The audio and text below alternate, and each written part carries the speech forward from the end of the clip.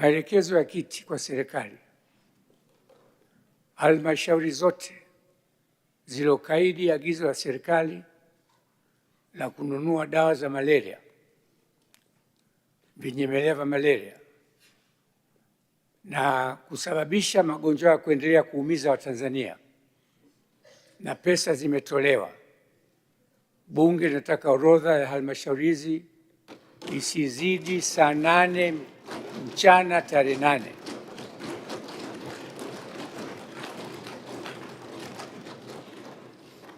Halmashauri zote zokaidi agizo hili kabla saa 8 mchana tarehe 8, orodha ilishafika kwa ofisi ya katibu wa Bunge, na wale wote ambao watakethibitika kwa njia moja ya pili kukaidi, kudharau, hatua kali sana zitachukuliwa juu yao. Mwenyekiti kamati ya kudumu ya Bunge nishati ya madini anaomba kutangaza wajumbe wa kamati ya kudumu ya Bunge nishati ya madini kwamba kutakuwa na kikao kamati leo saa 5 asubuhi katika ukumbi wa Msekwa D. Kikao hicho mahususi ni kwa ajili ya kujadili maagizo ya Spika kuhusu swala la mwenendo na hali ya upatikanaji wa mafuta nchini. Kamati inawaalika wabunge wengine ambao sio wajumbe wa kamati ambao watapenda kushiriki majadiliano ya awali ya swala hilo muhimu. Kwa sasa namwita naibu spika endelee na kikao kwa ratiba zilizopangwa leo.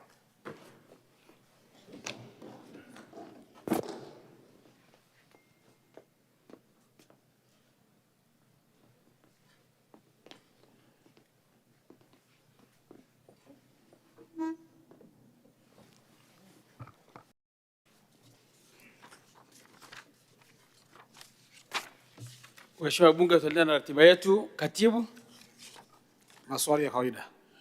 Maswali ya kawaida, tunaanza na ofisi ya Waziri Mkuu. Mheshimiwa Injinia Chacha Mwita Wambura, mbunge wa Geita mjini, sasa ulize swali lake. Asante sana Mheshimiwa Naibu Spika.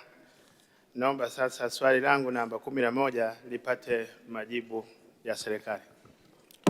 Mheshimiwa Naibu Waziri, ofisi ya Waziri Mkuu, Mheshimiwa, kwa ajili ya majibu.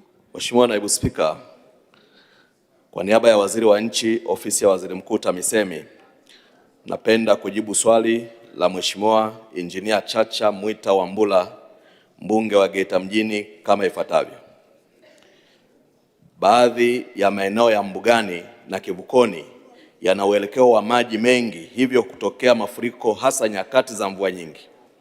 Ili kukabiliana na hali hiyo, tarehe 12 Disemba mwaka 2025 ilifanyika tathmini ya awali kubaini chanzo cha mafuriko yanayotokea hasa nyakati za mvua na za masika, pamoja na kujiridhisha na hali ya miundombinu iliyopo, hususan uwezo wa mitaro inayotiririsha maji katika maeneo hayo. Mheshimiwa Naibu Spika, tathmini hiyo ilibaini uhitaji wa upanuzi wa baadhi ya mitaro ili kuruhusu maji mengi yaweze kupita kwa urahisi kuanzia eneo la stendi kuu ya mabasi kuelekea katika maeneo ya mbugani na kivukoni. Mheshimiwa Naibu Spika, TANROADS kupitia kwa mkandarasi Yama Contractors anaendelea na upanuzi wa mitaro hasa katika maingilio ya maji, maeneo ya Shilabela pembezoni mwa barabara kuu ya Mwanza Geita kwa gharama ya shilingi milioni 460. Shughuli hiyo kwa mujibu wa mkataba inatarajiwa kukamilika tarehe 15 Mei 2026. Aidha, wakala wa barabara vijijini na mjini TARURA inaendelea kufanya tathmini ya kina kubainisha maeneo na gharama ya upanuzi wa mitaro katika maeneo ya mbugani na kivukoni. Baada ya tathmini hiyo ambayo itakamilika mwezi Mei 2026, serikali itaanza upanuzi wa mitaro hiyo kulingana na upatikanaji wa fedha. Mheshimiwa Chacha, swali la nyongeza. Asante Mheshimiwa Naibu Spika kwa kunipa nafasi niweze kuuliza swali mawili ya nyongeza. Kwanza nianze kwa kumshukuru na kumpongeza Mheshimiwa Naibu Waziri kwa maswali mazuri ya serikali ambayo ameyatoa. Lakini pamoja na hayo, naomba niweze kuuliza maswali mawili ya nyongeza. Mheshimiwa Naibu Spika, maeneo haya ya Mbugani na Kivukoni ni maeneo ambayo kwa kweli yakaliwa na wakazi wa Geita, lakini ni maeneo ambayo ni ya kibiashara. Na kwa sababu hiyo sasa, ningependa kufahamu, je, serikali haioni haja ya kuja na mpango wa dharura ili kuhakikisha kwamba tunakabiliana na changamoto hii, ikizingatiwa kwamba imeshadumu kwa muda mrefu, wananchi wa maeneo haya wakiwa wakipata hii changamoto kila mvua za masika zinapokuwa zinanyesha. Mheshimiwa Spika, naomba kuuliza swali la pili dogo la nyongeza kwa Mheshimiwa Naibu Waziri. Niwashukuru kwamba tulipata mradi wa TACTIC wa barabara wenye urefu wa kilomita 17 pale mjini Geita. Barabara za nguzo mbili Mwatrore, nguzo mbili Mkolani na Nyankumbu mpaka Uwanja. Mheshimiwa Spika, pamoja na kupata mradi huu mradi umekuwa ukisuasua kwa muda mrefu. Mwanzoni ulikuwa uishe mwaka jana mwezi wa pili, lakini mkandarasi hakutimiza, akaongezewa muda amalize mwezi wa 10. Lakini bado mwezi wa 10 mkandarasi hakumaliza. Mheshimiwa Naibu Spika, ningetamani kufahamu sasa serikali ina mpango gani na inatoa kauli gani ili kuhakikisha kwamba inamsimamia yule mkandarasi ili mwisho wa siku hii kazi iweze kuisha na wananchi wa Geita mjini waweze kufaidika na mradi huu ambao umeletwa na umechukua muda mrefu. Mheshimiwa Naibu Waziri, majibu. Mheshimiwa Naibu Spika, napenda kujibu maswali mawili ya nyongeza ya Mheshimiwa mbunge wa Geita mjini Injinia Chacha kama ifuatavyo. Kuhusu mpango wa dharura wa ujenzi wa mitaro eneo la Mbugani na Kivukoni. Mheshimiwa Naibu Spika, eneo hili tayari upo mtaro ambao ndio tumebainisha kwenye tathmini kwamba unahitaji kupanuliwa. Lakini maeneo ambako mtaro huu unapita, wapo wananchi ambao wamejenga karibia na mtaro huu. Upanuzi wa mtaro huu utatutaka na unatulazimu kwa kweli kuwahamisha baadhi ya wananchi ambao wako karibu na mtaro huu ili tupate nafasi ya kuupanua mtaro huu.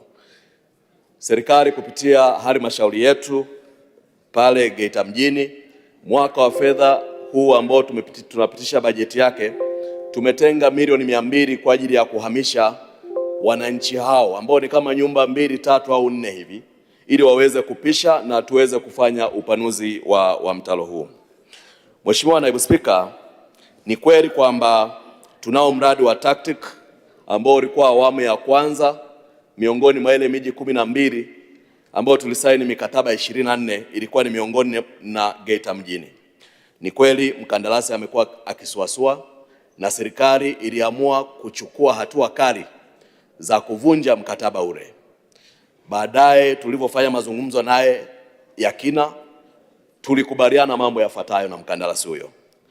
Kwanza, tulikubaliana aongeze vifaa eneo la kazi, aongeze wataalamu eneo la kazi, lakini na hakikishe pana flow ya fedha kwenye eneo la kazi. Lakini si tu hivyo, tumekubaliana kwamba ili aendelee kukamilisha kazi hiyo tutamkata fedha liquidation damage bilioni 2.2. Baada ya kuwa amekubali masharti yetu, mkandarasi huyo hivi sasa ameshaanza kazi kwa kasi na anaendelea, na hata mpaka jana alikuwa na material ya rami yanayotosha kuweka kilomita 11 site. Kwa hiyo Mheshimiwa Naibu Spika, nimtoe wasiwasi Mheshimiwa mbunge pamoja na wananchi wa Geita mjini kwamba mradi huu sasa utakwenda kukamilika na lengo la Mheshimiwa Rais Daktari Samia Suluhu Hassan la kuweka bilioni 22 kwenye mradi huu litakwenda kutimia. Asante. Mheshimiwa Benjamin Lukuba, swali la nyongeza. Mheshimiwa Naibu Spika, nashukuru sana kwa kunipatia nafasi ya kuuliza swali la nyongeza. mkandarasi wa ujenzi wa barabara za TACTIC pale Kahama mjini Sichuan alisitishiwa mkataba wake baada ya kusuasua na kuchelewa kukamilisha mradi huo ndani ya muda, na mchakato wa kuanza kumtafuta mkandarasi mpya umeanza. Sasa swali langu kwa Mheshimiwa Naibu Waziri, ni lini mchakato huo wa kumpata mkandarasi mpya utakamilika ili barabara zile za pale Kahama ambazo zimekuwa kero sana kipindi hiki cha mvua ziweze kuanza kujengwa? Asante. Mheshimiwa Naibu Waziri, majibu. Mheshimiwa Naibu Spika, ni kweli kwamba pale Kahama palikuwa na mkandarasi huyu mkandarasi ajulikanaye kama Sichuan. Baada ya kuwa amesuasua kwa muda mrefu, serikali iliamua kusitisha